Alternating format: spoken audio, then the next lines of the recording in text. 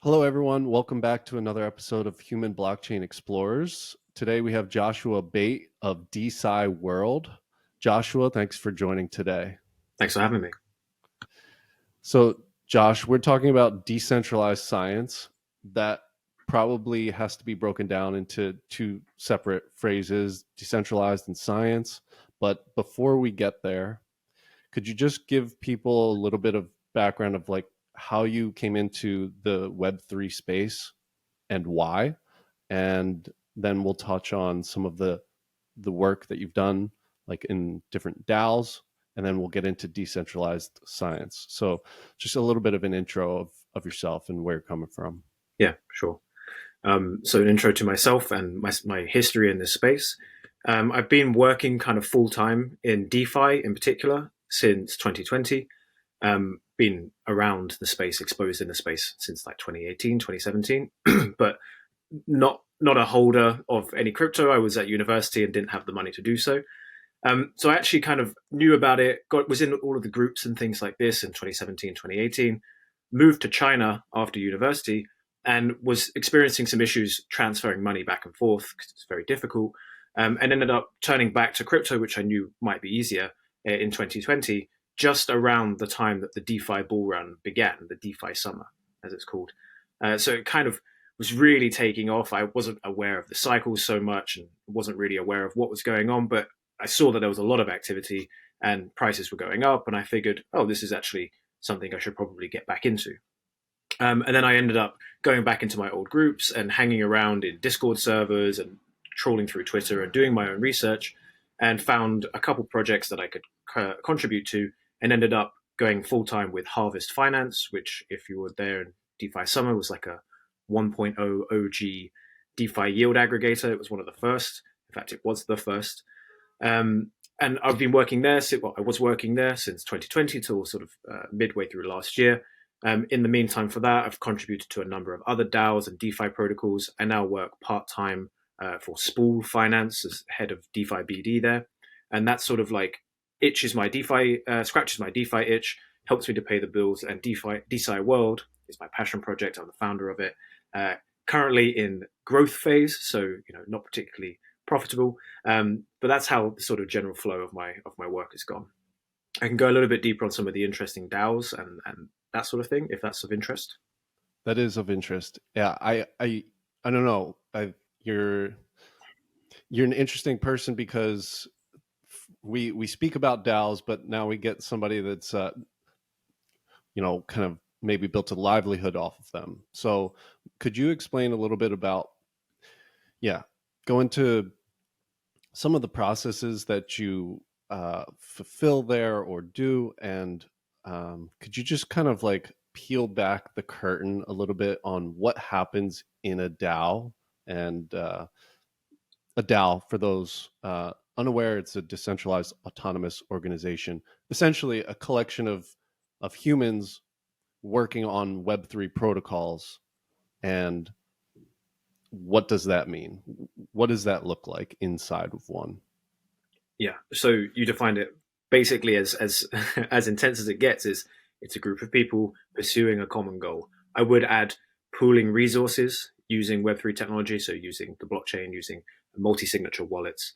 Pooling resources is an important part of the DAO, but it's not the central part. Ultimately, it's just a group of people in a decentralized ecosystem collaborating on a mutual goal. So that's what I would say a DAO is. Now, I'm not going to mention specific names of the examples I give, but you just allude to the fact that I have been in these DAOs when some of these problems have arisen, and so they are legitimate. In a DAO, the processes are very laissez-faire. It's a case of the person that summons the DAO is the correct term. The DAO summoners really control the flow of what happens in the DAO and who gets paid, what they get paid, what role, what tasks they have, how those tasks are submitted and graded and reviewed. It's essentially up to the person that creates the DAO and up to the people that control the DAO through token gated governance and this sort of thing, how it functions. Ultimately, the DAO is just a structure to allow people to collaborate effectively in a decentralized manner. Now, working in a DAO is my favorite place to work. I've never been particularly good at the corporate lifestyle and sort of admin heavy, ticking boxes, being part of the systematic corporate lifestyle. I'm not being very good at that personally. So for me, the DAO is a wonderful place to explore my own sort of direction, because you're given a task and there's very few checking mechanics. You sort of do your task, you submit it when it's done, and if the quality is high enough, then you might receive a reward. That's how I personally function very well. For a lot of people, that's not an effective way to work, and that causes a lot of problems in a DAO. You get a lot of people who think, I can join a DAO, I can contribute to a DAO, but without that sort of overseer, without that sort of stick, or the carrot is the payment or the success of the DAO, but there's very little stick. And that causes a lot of problems for people who are less intrinsically motivated by certain things, and uh, that does end up causing a lot of inefficiencies in the DAO process. So DAOs are very laissez-faire, and that can be a fantastic, lightweight way to organize and share resources and deploy resources. But it can also invariably, honestly, cause a lot of inefficiencies. And this is a work in progress. The DAO is an experimental format, and getting that to be highly efficient whilst maintaining some of that decentralized, less hierarchical ethos is a challenge that we're facing right now in DAOs. And I will just add one more thing. You mentioned a DAO, a DAO, which is a decentralized autonomous organization. The autonomous part in the DAO tends to come from smart contract execution layers. So the decentralized would be a whole bunch of us organizing through voting. The autonomous would be, once we vote, then will a smart contract execute that vote? So, for example, we vote to release $10,000 to the treasury. Will that be executed? More often than not, no. What happens is the vote goes through, and then people inside the organization must release those funds. So there are tools available to make these decisions, these DAO decisions, autonomous, but few are using them, and they're quite complex. So generally, DAOs are more do's right now. They're more just decentralized organizations, less autonomy involved. Excellent. Great landscaping for us. And I, to to defend DAOs a little bit, there's just a spectrum. There's a spectrum of decentralization. There's a spectrum of autonomous, autonomy, and so it needs to make sense for that organization. How much do we need to be decentralized? How much do we need to be running on autonomous systems? And as these things get built, I'm sure the spectrum expands in all directions. And then it's not about decentralized and autonomousness for themselves. It's about being effective, but there's a way to be effective in those kind of end spectrums. I guess that's what I'm trying to at least say, that there's a spectrum of it, and wherever it makes most sense is where that organization will land. You'd hope so, right? And it is true. There's a spectrum of needs in particular. Like, do we need decentralization? Do we need autonomy? Or do we just need some kind of organization? Generally, I would say on the DeSci side, you're having more on the autonomy being important. So auto execution of contracts, auto execution of storage of data, these sorts of things, which tamper proof is quite important in science. On the DeFi side, again, autonomy is important for certain things, but I would say the decentralization is more important. Basically, removing the power from the centralized individuals to gather all the money or take the money, or this sort of thing. But ultimately, a DAO is just an organizational structure, and you can fall wherever within that spectrum that you mentioned that is useful for the DAO.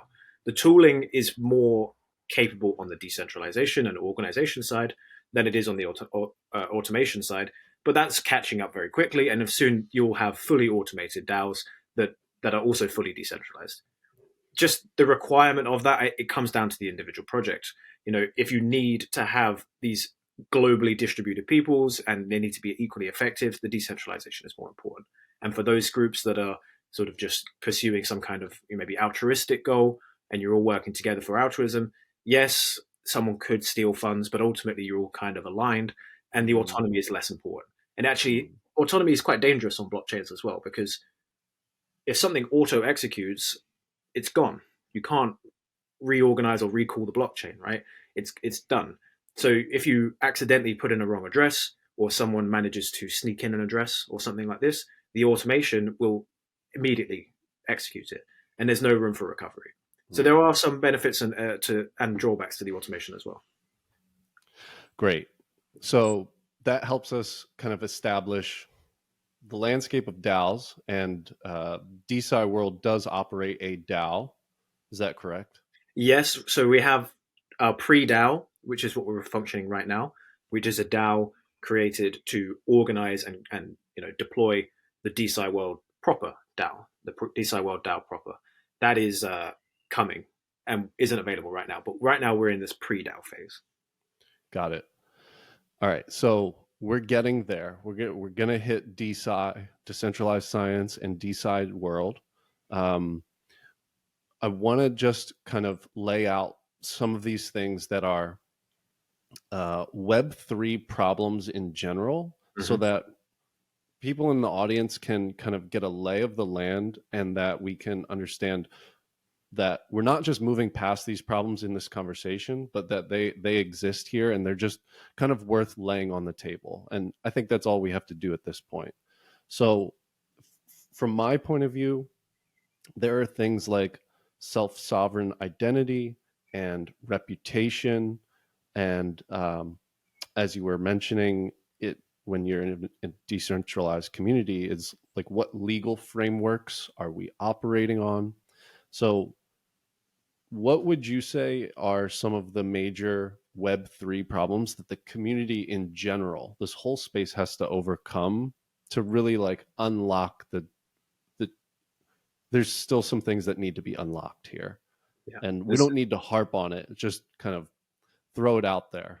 yeah, I could harp on it. It's a huge question, and we could spend an hour talking about this just by itself. But I'll try and briefly look over it. Okay, so I think, in my opinion, the biggest challenge that Web3 has to overcome, or users of Web3 have to overcome, is actually a mental challenge, and that is to redefine sovereign ownership of assets within your own mind.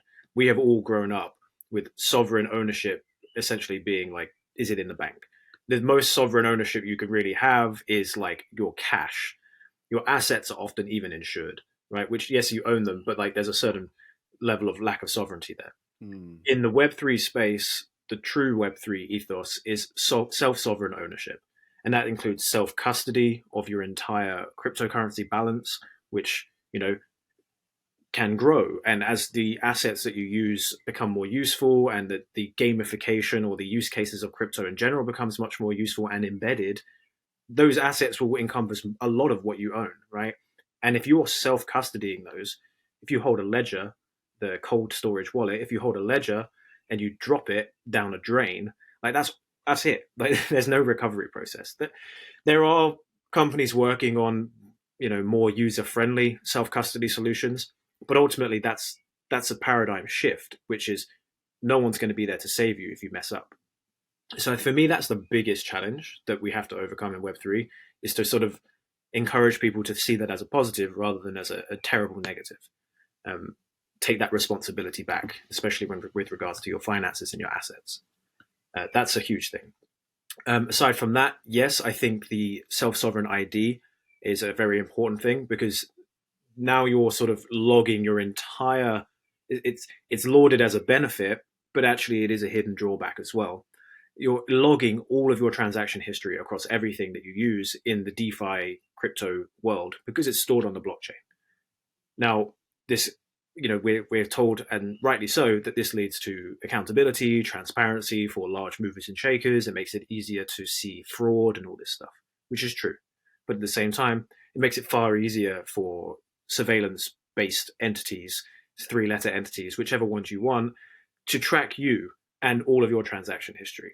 And all it takes is to have that address somehow linked to your identity, and now your entire sort of transactional history is completely mapped out, and it's very easy to map out as well. There's lots of software that do it instantly.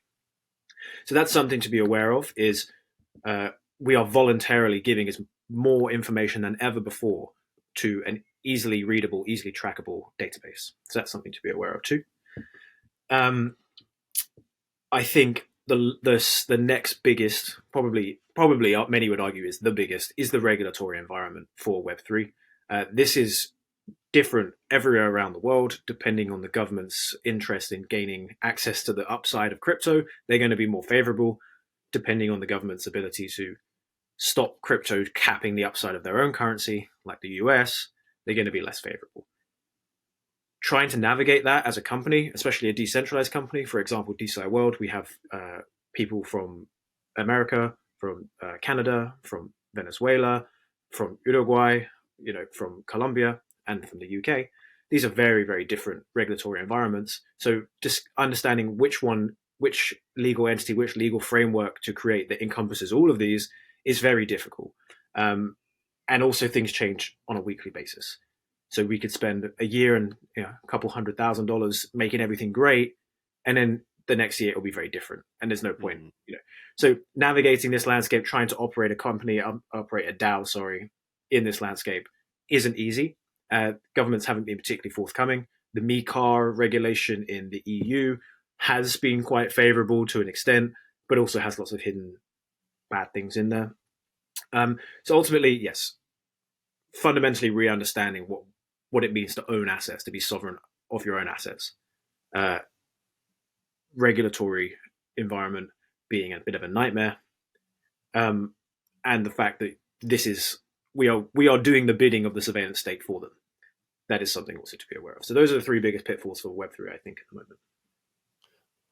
Well, you articulated them perfectly so that we can kind of address that they exist, and there are trade-offs to both. So they're not completely all problems. They're not, and there's, with you're still in ownership of your data despite it being out there, and so that does change the way that some of our fundamental protocols do work, and the way that we can approach things like science or things like social. So let's get to DeSci, and let me just briefly talk about open science and DIY science, and then we can talk about the spectrum of decentralized science. So open science and DIY science are things that we're already aware of, right? So it's can I go on this is how I think about it. Can I go on YouTube and start to inform myself and build an experiment or build a project and complete it and be assisted from the general global community? And open science is doing science out in the open so that anybody else in the world can at least view, participate, potentially contribute. But those things lack the framework of asset ownership or data ownership or Web3 protocols. So can you just correct me where you see those things, and then we'll be able to move on to the beautiful upside of what decentralized science offers? No, I can't correct you, because that's exactly what I think. DIY science is do it yourself research and do yourself, and open science is DIY science to an extent, but more just open sourcing or looking for sort of charitable inflows outside of the traditional institutional or corporate backed scientific paradigm. Okay, cool.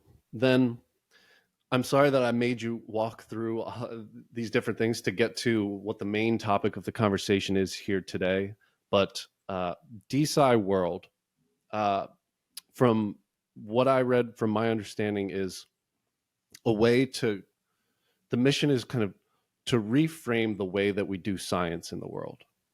And science is this powerful construct that that allows us to advance human knowledge, and that's extremely powerful.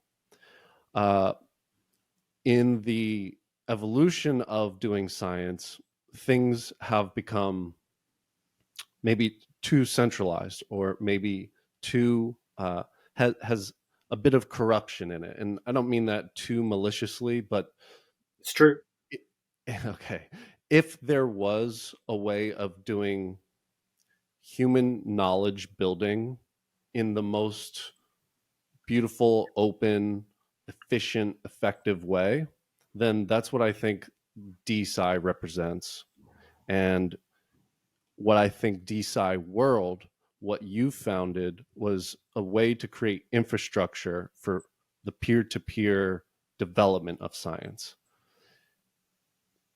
Go ahead and fill in there where you see fit, and we'll go from there. Yeah, I think it's a great summation. I would say you mentioned DeSci as a way to make science more beautiful, open, efficient, and effective. And I absolutely agree with that. I can go a bit more deep into what sort of specifics DeSci is doing to improve on those, but I completely agree with that. And it does generally fall into a couple parties of people that come to DeSci. Generally, it's the people who want the beautiful and open science, or the people that want the efficient and effective science. And DeSci will do both. The blockchain will help with the efficiency and the effectiveness of certain research goals. Funding, for example, will be much more efficient. But also the ethos of distributing science to the people, allowing access, equal opportunity, equal access to people who have traditionally been left on the outside. That will make science more open.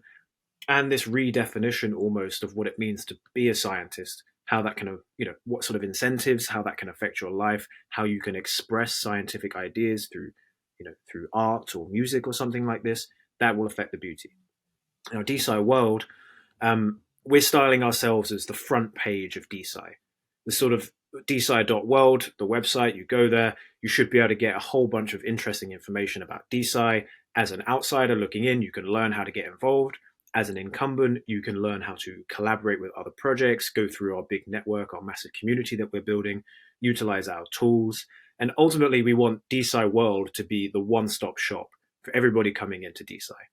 We are project and field agnostic.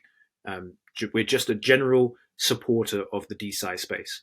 I would say, if I had to push it to one of those four qualities, beautiful, open, efficient, and effective, I would say DeSci World is more focused on the beauty and the openness of DeSci. We're not particularly technically in depth with our products. Our products are technical, they have smart contract infrastructure, but they're quite simple, quite foundational level tech. But we're really focused on guiding the space, guiding those who are doing the deep tech stuff, guiding those who are really trying to innovate on the scientific research side. We're trying to kind of help them holistically support the rest of the space, support themselves, and do so in a wonderful, beautiful, open way.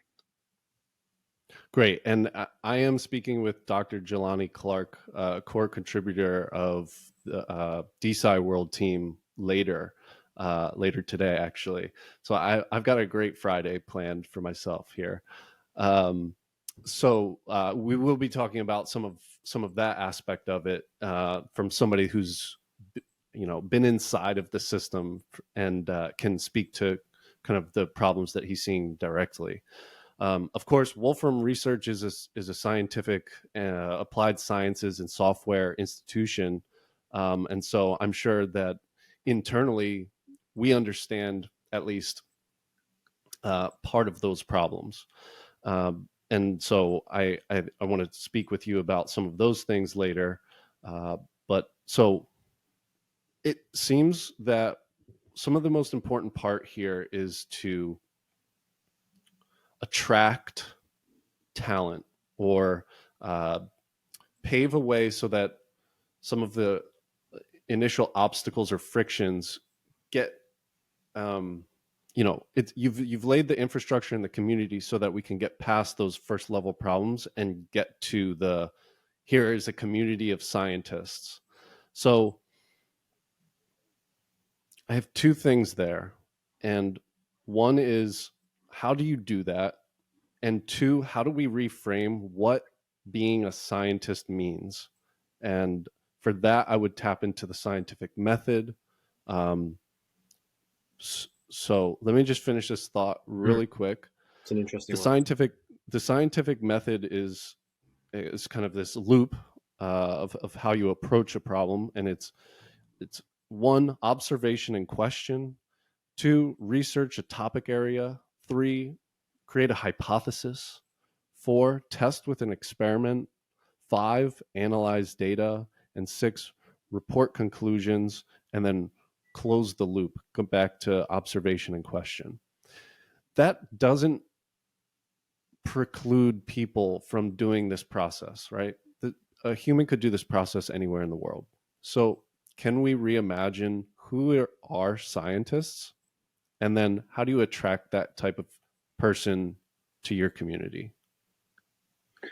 Okay, so I want to start with the concept of reimagining science, because that is look, I said there's two parties, right, to DeSci. There's those who want more efficient science, and there's those who want more beautiful and open science. There are people who want both.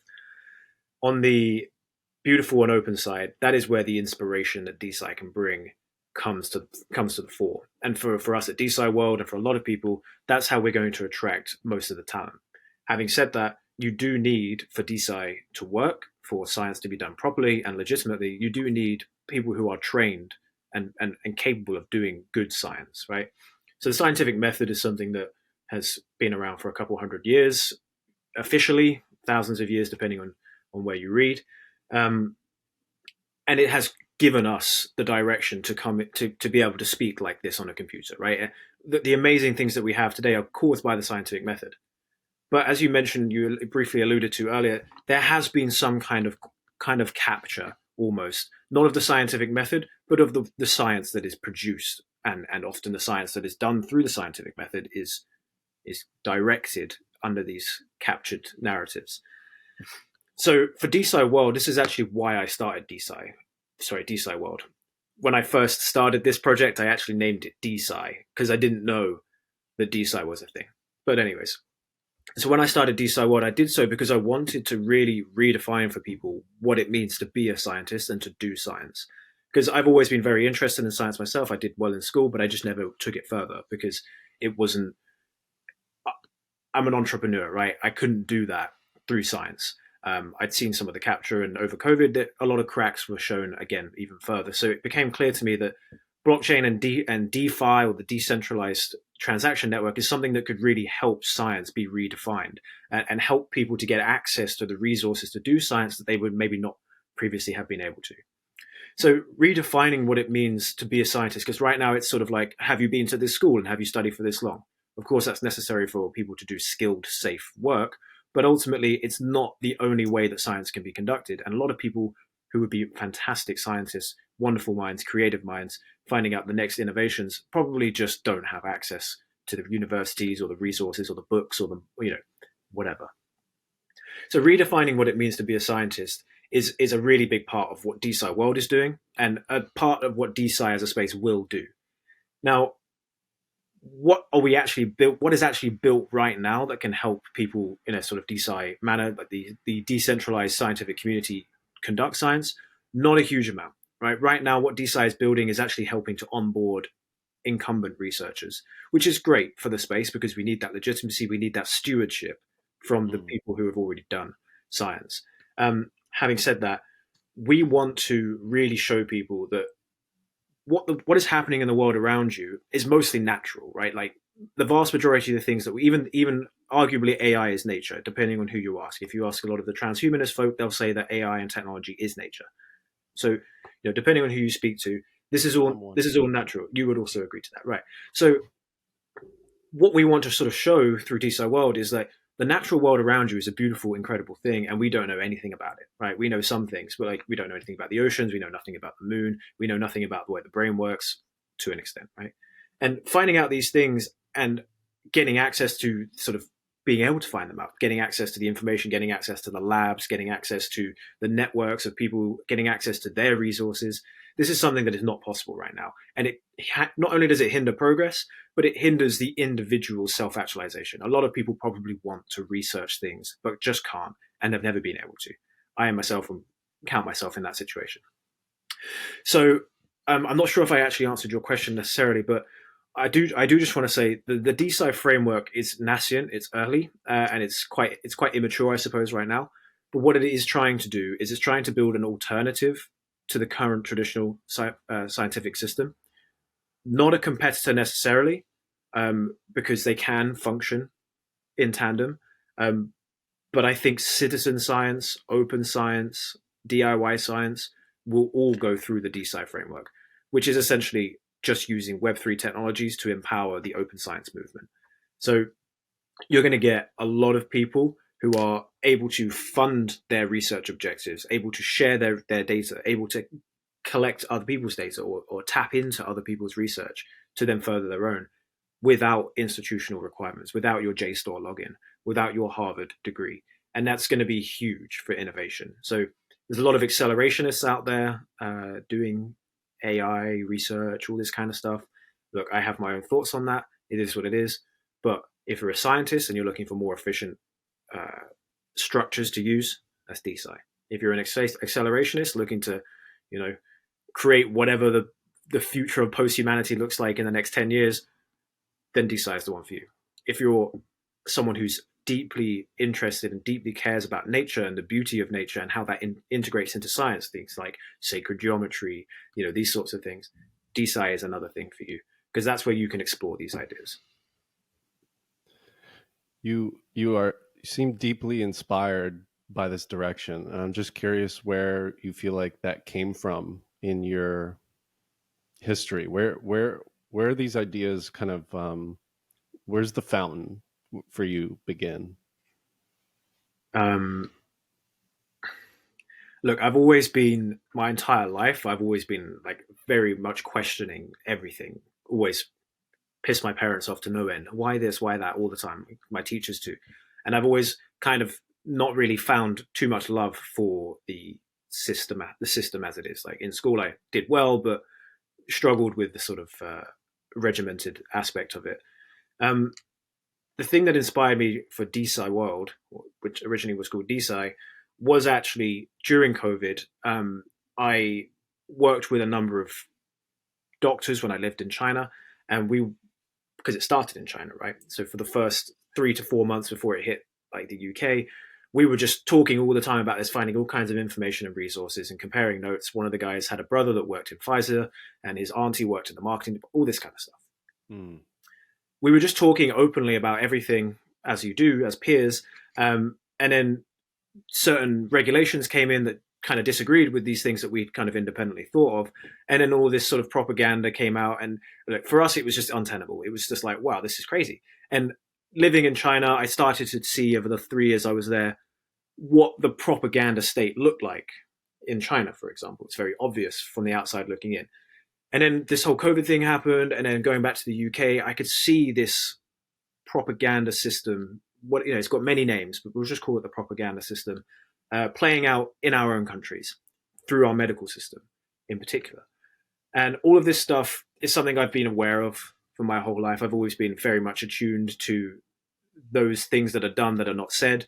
But this was just right in your face, and it was so ugly and unpleasant and restrictive that I figured that we need to do something to try and inspire people to see that there's a problem there.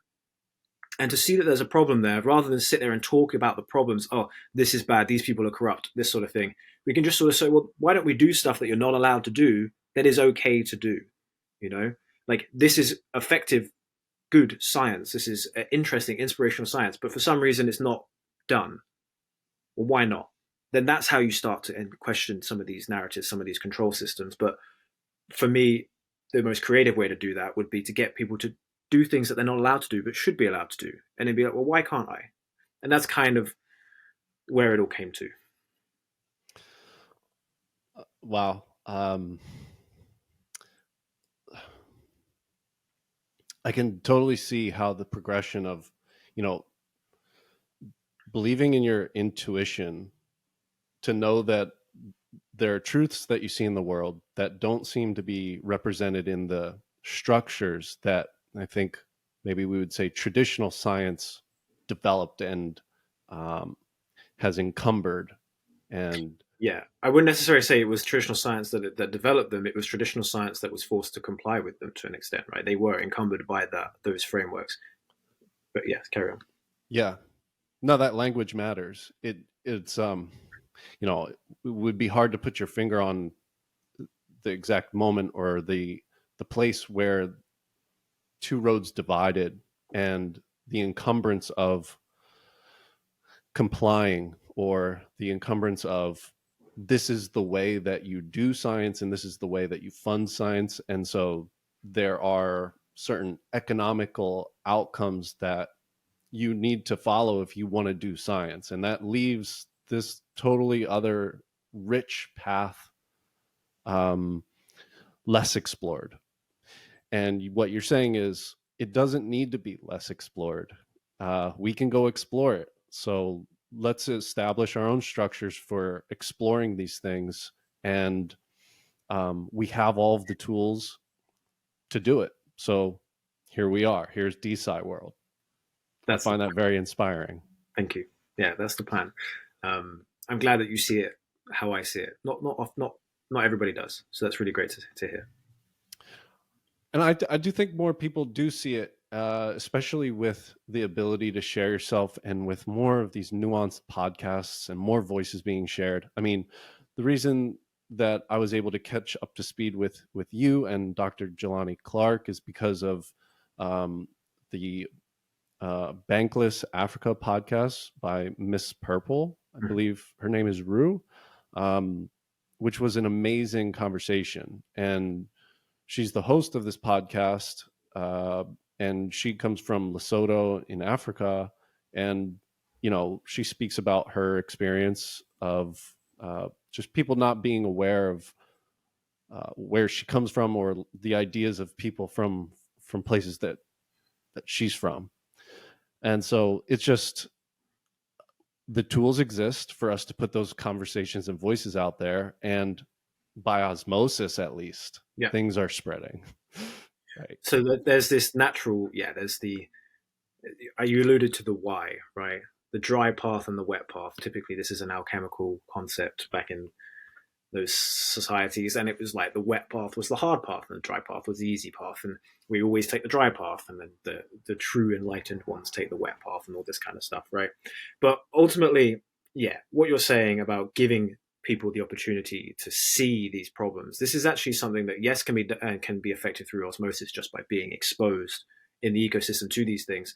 But actually, if you because those differences do exist, and because there is that disparity of, for example, in Lesotho, they have certain problems in the scientific system that maybe many other countries don't have, or maybe it's completely unique to Lesotho. Maybe there's certain disease vectors there which dominates all of the research funding in their local scientific institutions, for example. Yeah.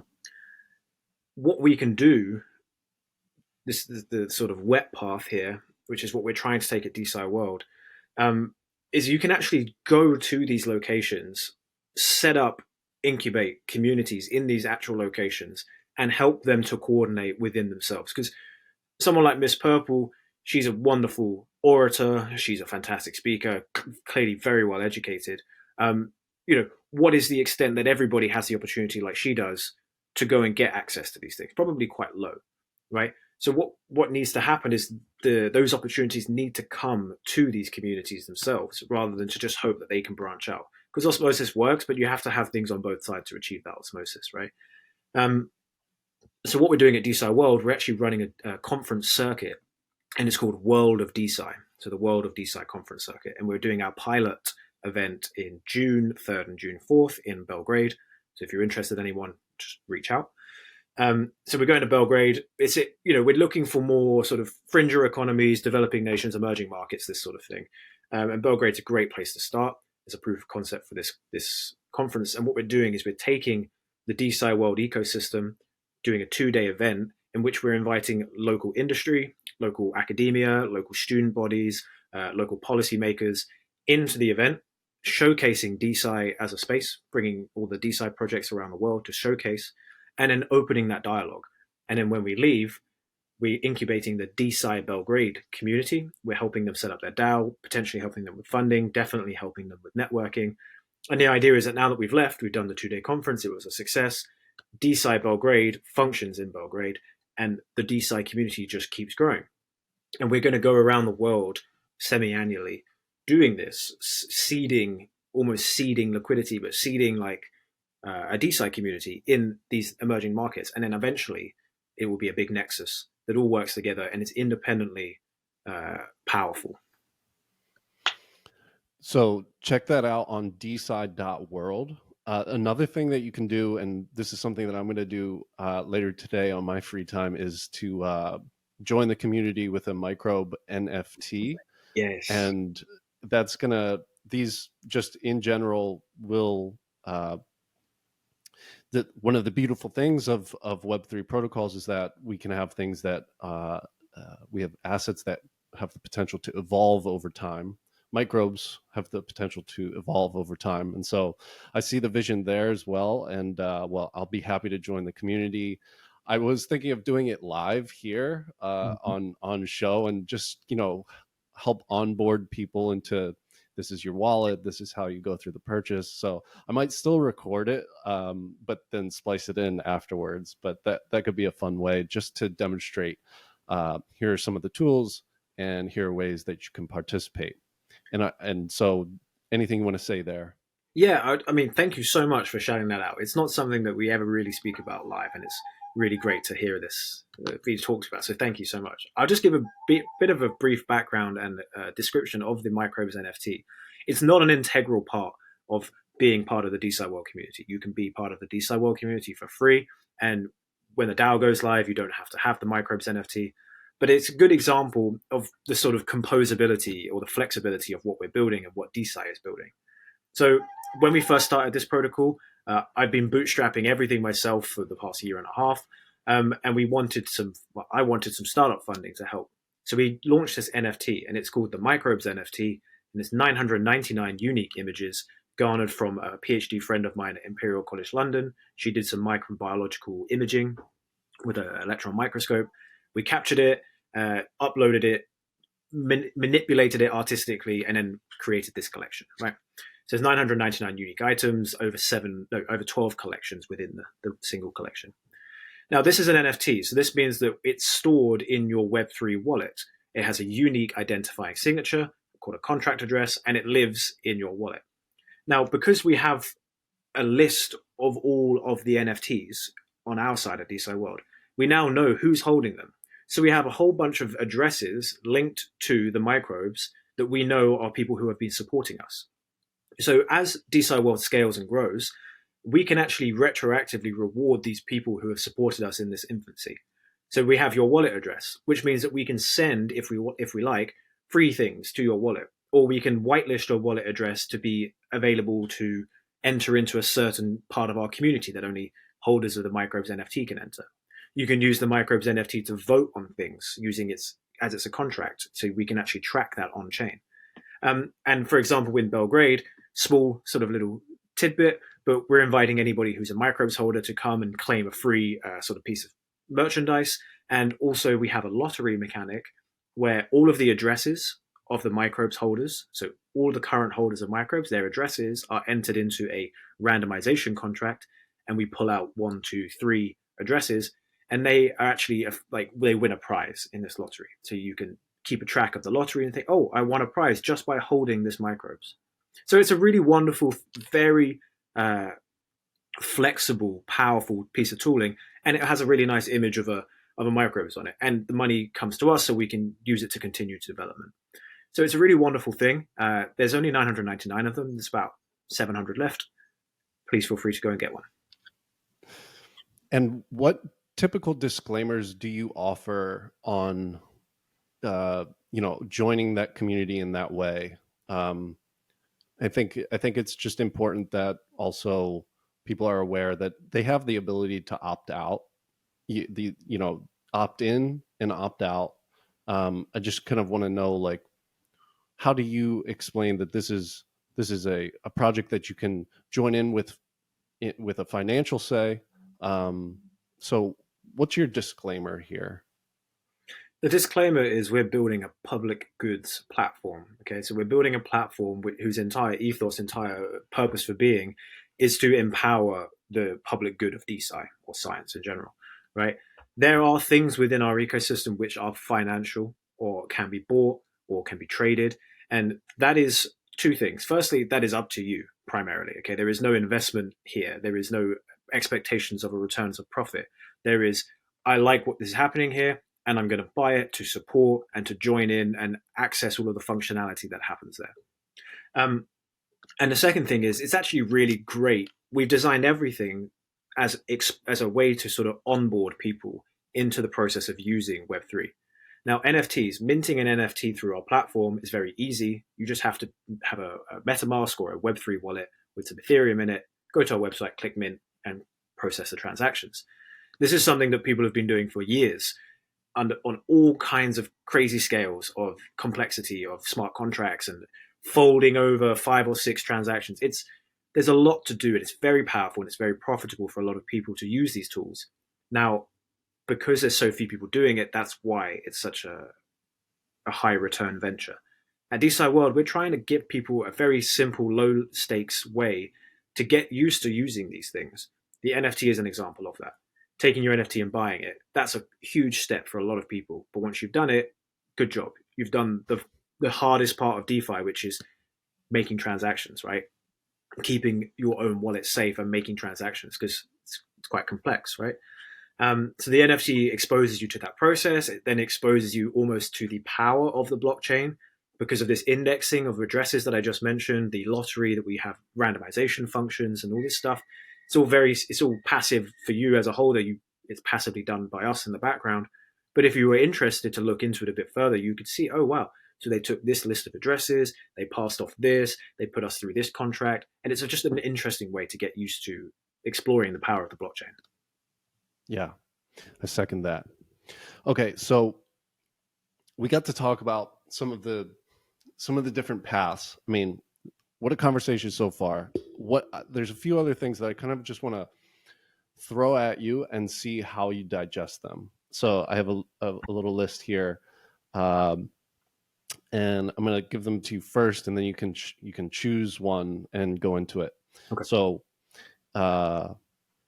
how would DeSci think about patents, Wikipedia, degrees or certifications? I've actually already mentioned the scientific method, so I'm crossing that one out. AI and koala tree rights. Koala tree rights is the project that one of the projects that I'm working on with 2 colleagues one's in Germany, one's in Australia, and we're trying to understand how to give koala tree rights with smart contracts and a token system. So patents, Wikipedia, degrees or certifications, AI, or koalas. How would DeSci think about these things? Okay, I'm going to pick the degrees and certifications one just because it's quite indicative of the rest of them with the answer I'm going to give. So, firstly, it's important to know DeSci is not a monolithic entity. There are many people with many viewpoints. I would view, honestly, degrees and certifications slightly differently than many of my peers would because of my personal exposure to getting a scientific degree, getting a doctorate. I haven't done that, so I haven't been through the process. Those that have would probably be more inclined to support that in its sort of like reiteration. But generally, look, science has a lot of externalities which are quite dangerous sometimes, right? And having open access to a lot of these things is kind of not what anybody wants, really. People want open access, but really, do you want open access in the sense of like giving these highly sensitive data points to people who could go and maliciously use them? Ultimately, that is a huge question which I spent many hours debating with my friends about. If you want to police some data, how do you not police all the data? And it's a very interesting, almost impossible thing.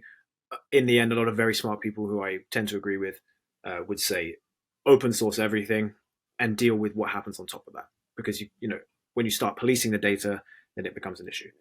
But anyways, back to the point of certification and degrees. Look, if you go to a university and it's prestigious and you've worked hard to get there, and then you use your time effectively and you study amazing stuff with great teachers and you get a great degree, you're a very capable person. Good job. But I know lots of people who haven't done that and are equally, if not more capable than some of the most degreed people I've met. And the system defines your value based on these things. The scientific system in particular defines your value based on these things almost exclusively. DeSci will not do that. It will probably borrow points from both systems. In the decentralized identification scene, academic their academic credentials are already being worked in. How can I connect my smart contract, no, sorry, my wallet address to my academic credentials to verify that the person that owns this wallet has a degree? That's already been solved, and that's being solved more. And in fact, it goes one step further with something called ZK, which is zero knowledge proofs, which will allow you to actually verify they have a degree from Harvard, but without telling you any of the personal identifying information. So that's a system that's being built already as well. So look, a lot of scientists will require some kind of credentials in order to fund or to work with, and that's fair enough. At DeSci World, we are building in the background. We actually submitted this last year for a hackathon, won first prize, and it's been built in the background. We're actually building a peer-to-peer research funding marketplace, which will allow researchers to put up a request for funding and funders to come along and fund it.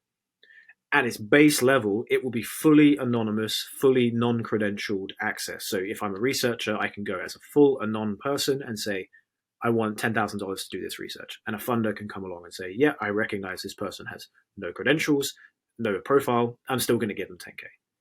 That should be your choice, right? If the hypothesis is something you're interested in, that should be your choice. But that's the foundation of the platform. The platform will then have modularity built on top, which will allow the implementation of these decentralized IDs, this academic credentialing, this reputation system, as you alluded to earlier. All of these things which you can add on top. But the foundational level, which is, I want to send money to this person, why should I not be able to? That will be possible. Could you talk about patents and the patent system, and just, maybe you don't know anything about patents, but to me, it seems like there are two things that are at odds with each other in a patent system. One is to protect your idea, but two is to prove that your idea has been established. Does that not seem like the perfect blockchain use case, where it says, here it is, time-stamped proof, there it is, it's your private key that is tied to it, but also the patent is open, it's viewable, and perhaps you did unlock something, but maybe there's another organization or entity in the world that really can run it forwards and really benefit the world benefits from it. Could you just speak to that a little bit, and maybe that brings up a thought? Yeah. So okay, look, I'm not an IP guy. I know lots of people that are very, very brilliant IP lawyers, and they're very excited about this space because of some of the things you just mentioned. I will say, from my perspective, patenting has been one of the most heinous crimes for progress that's happened in the last century. In the current implementation of it, right? Patenting makes sense, and it's a wonderful thing to protect your inventions and protect your ideas and get those rightful claims. But the way it's been implemented now, with, for example, lifetime plus 90 years on film assets, for example, this is absolutely obscene, and it's clearly only driven by one thing, which is the entrenchment and the continuation of power and accumulation of capital. So I'm personally very much interested to see a complete revolutionization of the IP space, of the patenting space. So having said that, as a researcher, you're spending a lot of time in doing the research. Now, a lot of it's done for passion. A lot of scientists are just very passionate about their craft and do so regardless of the incentive, as long as they survive. And other people do so because they see a massive economic incentive for creating certain technologies. Both are very valid. On the blockchain, you can have, for example, we've updated this data. This data now has a timestamp, who updated it when, and that's every save state can be tracked. So that's a wonderful way to, without having to submit retroactively documents, just currently saying, point to here, this is proof that I did this, and I did this first. Nowhere else on the blockchain has this been done. That is something that's happening and can be really valuable. Ceramic Network is a decentralized data storage protocol, which is more efficient than using a blockchain, but also has the same sort of encryption and traceability. I would check out Ceramic Network for that. It's really great. Look, how do I, as a researcher, store my data on chain and get protection over that? Well, the protection comes down again to the regulatory state of the country in which you're operating, or in which you want to be protected, right? For example, living in China, I can tell you that those people the Chinese generally don't care about the IP protection of that is in the West, for example, right? There's a lot of, I saw all kinds of brilliantly done fakes, which were almost better than the originals, and they were distributed for pennies on the dollar. So when you store something on chain and you want it to be patented, currently it is stored on chain and there is a patent, but the patent is an off-chain legal agreement drawn up like any other, and it's submitted, a version of it is submitted and stored on chain, which can be transferred just like an NFT or something. That's an IP NFT. But this is still an off-chain transaction, it's an off-chain legal document. It is not fully autonomous or fully decentralized. It requires lawyers and the current legal system to be involved. In the future, there is going to be an inherent conflict between the full open source desires of some and the desires for protection and patenting of others. There are systems being built that will allow kind of a middle ground. For example, the HyperCert framework from Protocol Labs is allowing people to sort of contribute to research or altruistic goals, and the value of that is tracked and fed back to the original holders. So you could put some kind of patenting agreement or framework in there as well, and that would be really valuable to kind of getting that kickback that you deserve for your work, whilst also maintaining the sort of open source nature of it. I will just summarize it by saying, look, the current patent system is really bad. It stifles innovation rather than the supposed view of enhancing innovation. It has to change. It's dangerous for not just for the pace of innovation, but it's dangerous for the people who need the progress, right? For example, in medicine, right? How a lot of medicines are patented and held under such sort of secrecy is really damaging and really dangerous. And I'm hoping that DeSci can help fix that with some. It's not just DeSci, but it will be more relevant in DeSci than most. Awesome. As we start to wrap up here, I want to. I'm a scientist doing research on a token economic system with a decentralized group of people. Like I mentioned, this is the koala tree rights. So I fall into. I am a user of DeSci. Let's just I have a project that I want completed. What comes first? Do I need money to put up the project to receive help, or I have an idea and I need help on it, but I don't have the money. So where do I get the money to start that problem? And then I would love to also hire several researchers or scientists through any platform. How do I get started? Yeah, it's a huge question. Look, as a Web3 or a DeSci entity, there's only one thing that's essential, and that's to have an online presence, okay? Because everything in Web3 is online. So you have to have a website or a Twitter or both, for example. Having an online presence is essential because the next step to getting funding and to deploying a protocol and getting people to contribute to your protocol is all done online. So that's an essential first step. Get a website. You can get them for very cheap from Fiverr or Wix or whatever.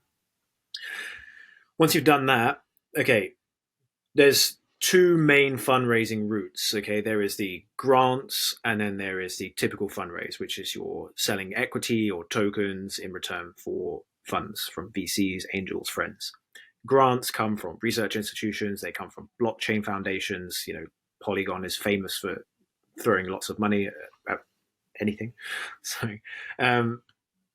So these are your two routes. You've got grants and you've got sort of like a raise. DeSci World, we're doing a raise, and that's because grants are inflexible and requires a lot of things that we don't want to do or don't have. So we're raising funds. Now, in this current market environment, it's not so easy. And it's actually something that, again, has its pitfalls and drawbacks. I would just say funding-wise, you don't need it right away. What you need right away is the platform, like an online platform, something for people to read and be interested in. And then you need to start building your engaged, solid community. Okay. At DeSci World, I've been funding it with a very small amount of money for the past year. We started to scale up. But for the first year and a half, really, it was all about getting traction with the community, especially for our platform. It's a community-driven platform. it was very necessary. But if you're doing a specific research platform, you need researchers in. There's no point saying, oh, I've got this great idea, I'm going to go raise money. It's not a bull market now. Like maybe in 2 years' time during a bull market, you might be able to go to a VC with your PowerPoint and say, this is my idea, and they'll give you $1 million. Maybe this is what happened before, which is what FTX and all that stuff happened. But you don't need that right away. What you need is traction and engagement, and that's hard to buy, right? You can buy followers, you can buy people to come and type things under your posts, you can pay for researchers. But getting people that actually care about what you're doing and building is the hardest part, and that requires no money at all. That requires quite hard graft. That requires getting out there, talking to people. So to come back to your point, what do I start with? Online presence, and then meeting people who are actually interested and engaged in your platform. Then you start looking for funding. Then you start developing your product, or maybe product first, then funding. Mm. Love it. I'm encouraged by what I would say is it seems people are experimenting with let's see, this is off the record, even though it's on the record. I'm trying to ask a question about it would appear that people are starting to explore psychedelic medicine and stuff like that, and so they're doing their own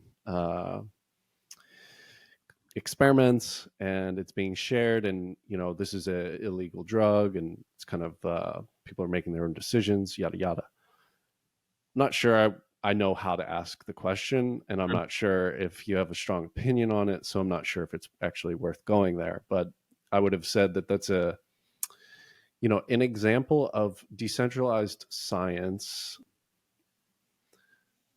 that is occurring, and it's changing the kind of I would say, global perception of what these things are in a way that seems to be advancing more research and more science on it in traditional institutions, which kind of lead up to potentially how it can be used in therapy, and then maybe that's a path to changing the law.